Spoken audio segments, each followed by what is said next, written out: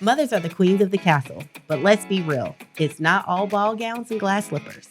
On this podcast, we're giving you a peek behind the throne at the privilege and responsibility of wearing the crown. My name is Helen Hope Kimbrough, and I'm a proud wife and mom of 2 adult sons. And I'm Charlita Hatch, a proud wife, married to my high school sweetheart, and a proud mom to 2 little ones. Get ready as we share jewels with each other and you around all things connected to motherhood.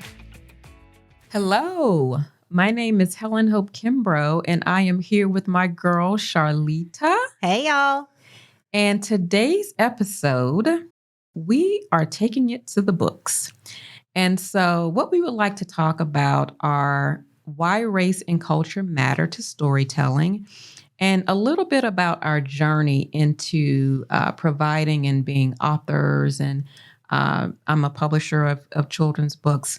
Including mine. Yeah, including Charlita's. and how we started that journey. In 2016, I was pregnant with my son, and there was an officer-involved shooting in Charlotte, and 2 different white women came up to me in purest intentions and said, "I am so sorry you're bringing a Black son into this world." And that planted a seed that I had no idea was being planted. Wow. And I remember navigating through my pregnancy feeling like my husband and I were being selfish and that we hadn't done enough in the world to prepare to be bringing in a Black son, especially into the environment it was, as we hadn't even got to 2020, right? This is up till 2016. And then in 2017, still trying to be the perfect first-time mom, reading to my son, doing all the things that the doctors say you're supposed to do, I started to take inventory of the books that we had. And it seemed like all of the books that featured Black boys seemed to be sports-related or Black history-related. And I thought, that's just totally what we bought. I went to a HBCU. My husband was a college athlete. And so we just bought these books, but let's go find other books. Yeah. And it was in that moment that I learned that less than 10% of children's books feature people of color. Mm-hmm. Less than 3% feature Black boys as the leading protagonists. And so then how many of those books do you think are about Michael Jordan and Martin Luther King? Yep. And so with that, taking my consultative mind matched with the Holy Spirit, I wrote Black Boy Joy. Yeah. And the next day I reached out to my girlfriend and I said, I think I wrote a children's book, but I need an illustrator. And she said, my stepdaughter likes to illustrate. And I was like, yeah, but I think I want something a little bit more professional. Mm-hmm. She said, just send her the manuscript. And she ended up being a junior in high school at the time, illustrating the book. The next day, and so remember, a phenomenal job, by the way. Yeah, shout out to Savon Wallace. Yes. The next day, so God works in threes for me. I was talking to another one of my girlfriends who said, I have a friend who published it. And by the 3rd day, we had talked. You said yes to me as I was so overwhelmed and just trying to give you my best pitch of this story. And within 90 days, we published Black Boy Joy and gave it to my son. Instead of a birthday party, he got a book. Yes. And so that will always be a very special memory in our family. Yeah. Thank you for sharing that journey. And I remember the conversation, that we had. And we also went out to dinner, too, to talk about it a little more in detail. But my journey is, somewhat similar, not in terms of, what was happening in the news, but in terms of me visiting bookstores and being unable to find books that had African-American boys on a book cover or in a story of a book. And I just kept looking around and I'm like, what is happening? What is going on? Where are these books? And for me, how it all materialized is I would write stories, I would sing songs because most of my books have, musical CDs in them. And I did She's dating herself. I know I am because it was CD time. I told you, we're taking this from 2 different vantage points. iTunes. Don't hate on me. Don't hate on me. Now we can do the QR code for the CDs. Okay, how about that? So, but with that in mind, I was doing a birthday party And I was singing these songs and doing these stories. And my friends who came, they were like, okay, I mean, this is a great party. Like, where'd you get these stories from? Like moms do. Oh, it's just some stuff I made up, just some stories that I made up. And they were like, but we think you need to do something with these stories. And so they really encouraged me to do something with them. And so I attended the book expo a couple of times because I was at that point trying to do the traditional publishing route, unsuccessful. And so by the third time that I did the pitching, of these stories and music to them, it was something that said, Helen, you can do this on your own. Mm. And I told them that. Mm. I said, well, thank you. I'm going to do this on my own. And they said, well, how are you going to do that? I said, I don't know, but I will figure it out. And that's what I did.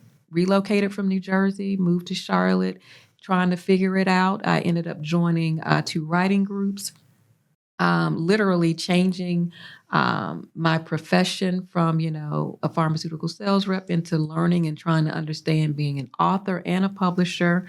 But the good news is that I did it. And I tell people that it was a selfish thing for me at first because I was literally doing this for my own sons. And then how do things work? God will say, this is not just for your kids, it's for other kids. But it just wasn't for other kids who look like my kids. It was also for all kids.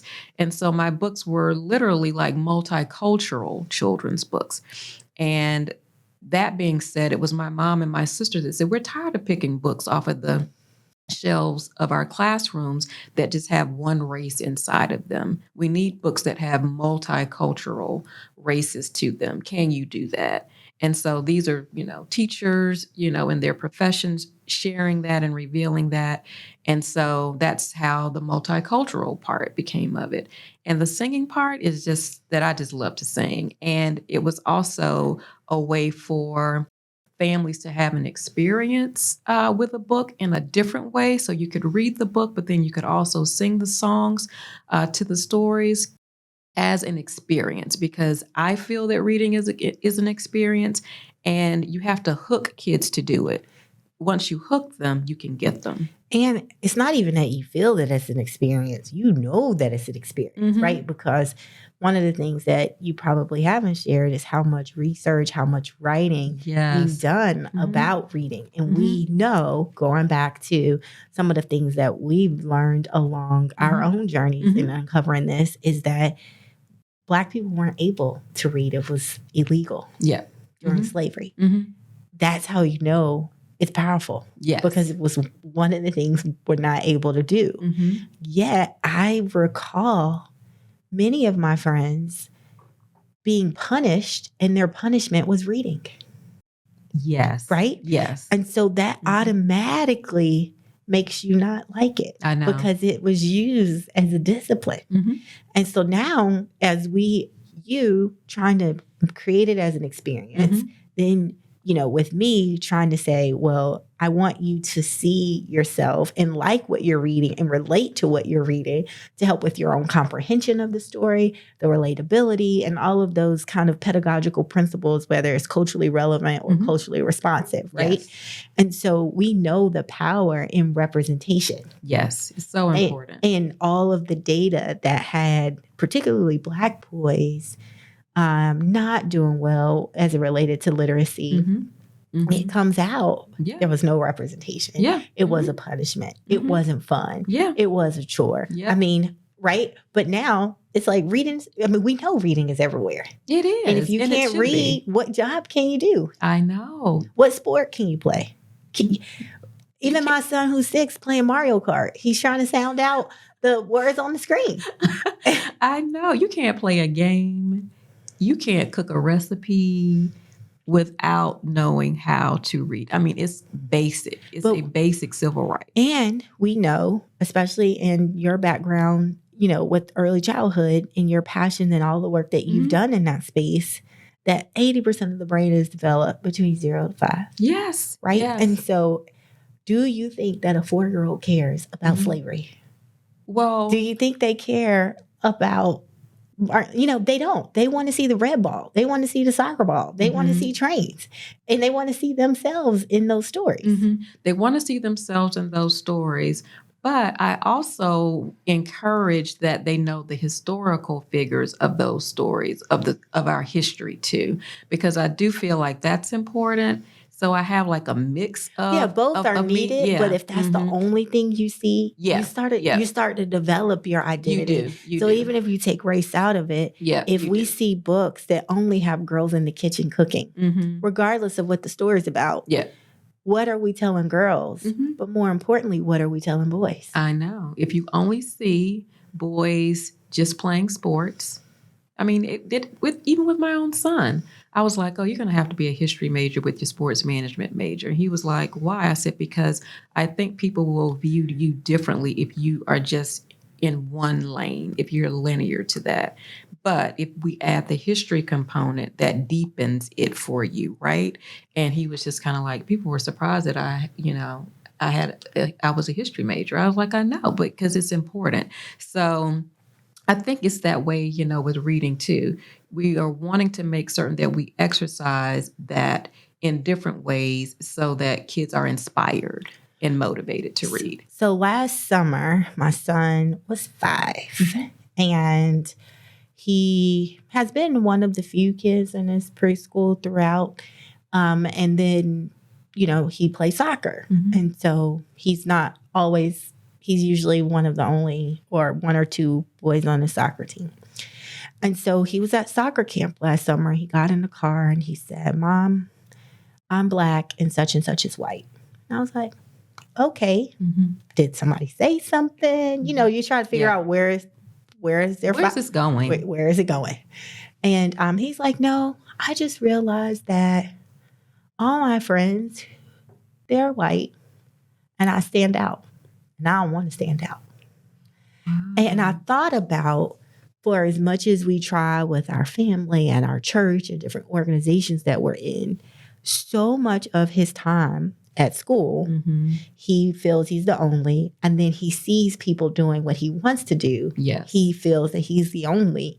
And then when you actually try to find books of their interest, so soccer, there are not a lot of books right now that feature a little Black boy playing soccer. So he's like, so if I'm going to create it, stay tuned. But he's like, that's where he's trying to identify. Yeah. And then to my own detriment, or maybe like a parenting thing that I wasn't aware of, we have the news going. So when he's seeing Black people in the media, he's associating that with something bad. Somebody crying. Scared of the police. And we weren't actually engaging with him about it. The news is just on. And so he's coming up with his own inferences of it without us even saying anything. And that really actually challenged me to say, yes, I think I'm doing the right things by the books that I'm choosing. But it's still not representative to him, of him. Yes. And the media still, like TV media, hasn't caught up. No. Right? And they won't. So it was interesting to me to even hear a 5-year-old start to make his own correlations based off what he thinks he sees or doesn't see. But I'm also just enamored with his thought pattern, around it, because as more as you pour into them, we also have to know that others are pouring too, that we don't even realize that that's going on. And so I think that's important for us to kind of know as moms too, which makes, the work doubly hard and doubly challenging, but it's something that we have to recognize as moms, which is why we created the books to begin with, right? So that we could inspire, motivate, encourage, let them know that these stories are about them, for them, and so that they can look to them, because I know his chest sticks out. Your son's chest sticks out when he sees those Black Boy Joy series books. Thank you. Yes. Now, do you feel like you raised readers? I do. Okay. So outside of just your books. Yes. What do you think helped to raise? Because I think it's very interesting. I think it's a little bit gender specific to like raise men or boys that want to read, love reading, choose to get a book over a sports mag. Like, what did you do? My older son really was like a traditional student. So he just read all the time. I mean, if he were in trouble, he would grab a book because he was just like, it was like a safety net for him. He's like, oh, I can identify with these characters. And he would just pick books to read. He would pick all kinds of books, right? My younger son was my reluctant reader. I was like, how in the world am I going to get this kid to read? He doesn't want to. And it took me 5 years to figure it out. But he was a historical fiction person. Those are the books that he gravitated towards. And once we found it, he was like, okay, I'm going to read these books all the time. And he liked books with maps in them. And he liked books with puzzles in them. So he wanted an experience in a book. And so, like choose your own adventure books. Yeah. So those types of things. So with my son, I feel like I've just tried to make reading cool. And I'm a reader. I've always loved to read. Me too. Even when he was a baby, I never was like, you have to sit down. If he's running around playing, I can still read while he's playing with trains. If he's in the bathtub, could be read by flashlight. We have like a little tent in his room and we go in and pretend like we're camping at night, but like really just trying to make it like a special thing. But now he's incented by money. And so at 6, y'all. That has changed. So this summer, I am going to introduce him to book reports. Okay. And I found this little template on Pinterest that is for first graders. And he'll be going to the first grade, but it's like, what's the name of the book? What's 3 things you saw? Draw a picture or whatever. And so every time he finishes a book report, then I'm going to give him it's hard to put an amount on it because I don't know how fast he's going to turn them around. Yeah. But I'm introducing not chapter books, but they're like entry chapter books where it's not quite picture books, but like level 1 books. Yeah. So we've been reading those together, but I'm going to now transition him to those. So those are some of the things that I think I'm doing to make reading cool, but I can say I still don't think he chooses to say, hey, I'm going to go in my room and read a book. Yeah. He's still kind of like, can I go in my room and play the Switch? So I'm still working on, I would like both things to be options for him. Right. So I'm still working on it. Yeah.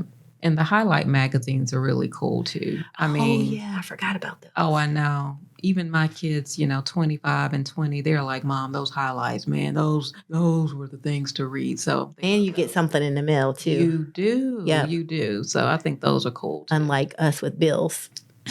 Just saying. Yes. It's like, stop sending me mail. I don't need anything. So with that being said, any other thoughts you have around this topic? No, I just feel like we should make certain that our world is just representative so that people can see themselves inside of children's books. I just feel like it's just utterly important.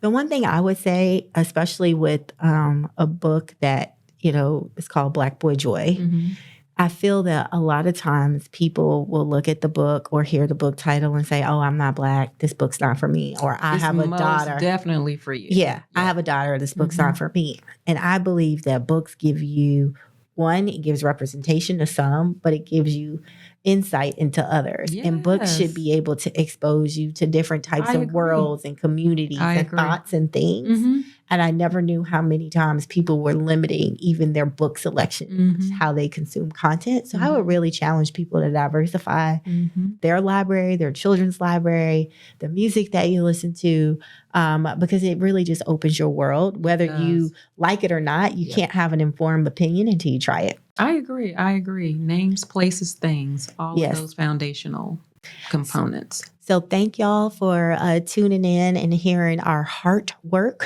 and that's HEART, heart work, as we gave our journey and our passion into publishing our children's books. We look forward to catching you on the next episode, but please like, follow, share, and subscribe on whatever channel you're on. Thanks, y'all. Thank you for listening to the Behind the Throne podcast. Be sure to subscribe to our channel and comment below with your feedback. Check out future episodes from us as we discuss motherhood from babies to adults.